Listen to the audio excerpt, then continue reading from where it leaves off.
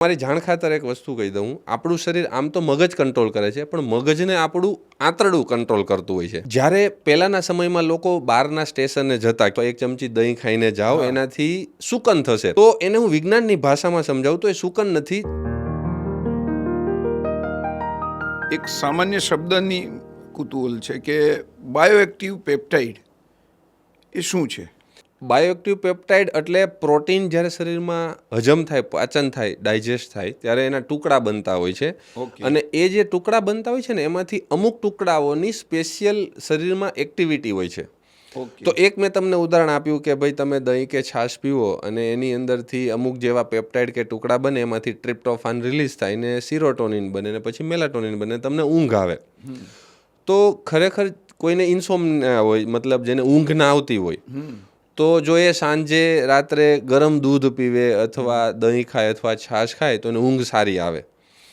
બોડીનું mental stress level down થતું હોય છે. આજકાલ લોકો આના માટે કેફિનેટેડ ડ્રિંક અથવા કોફી અથવા આલ્કોહોલ અથવા દારૂનું સેવન કરતા હોય છે, જેનાથી સ્ટ્રેસ રિલેક્સ થાય.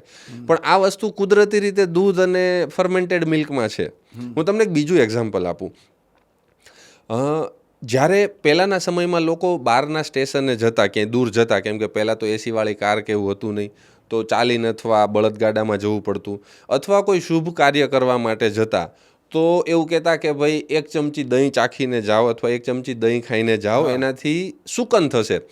તો એને હું વિજ્ઞાનની ભાષામાં સમજાવું તો એ શુકન નથી. તમે જ્યારે દહીં ખાઓ છો ને ત્યારે તમારા બોડીનું ટેમ્પરેચર ડાઉન થાય છે, તમારું સ્ટ્રેસ મેનેજમેન્ટ થાય છે. એટલે સે ફોર એક્ઝામ્પલ કે ભાઈ આપણે આજે આ પોડકાસ્ટ કરવા આવ્યા છીએ તો હું સવારે એક ચમચી 2 ચમચી દહીં ખાઈને આવ્યો છું. એનાથી શું થાય કે મેન્ટલ સ્ટ્રેસ ડાઉન થાય, એટલે એક જે પેલું ટેન્શનવાળું હોય ને એ કંટ્રોલ થઈ જાય.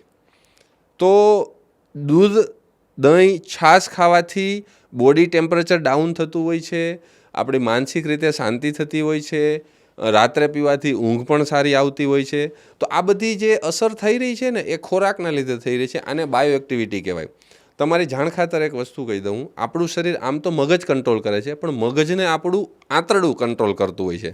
એવું કહેવાય છે કે માણસનું જીવન કે ઇમ્યુનિટી કે રોગપ્રતિકારક શક્તિ કે જે પણ વર્તાવ છે એ બધું આંતરડા નક્કી કરતું હોય છે, 90% જેટલું.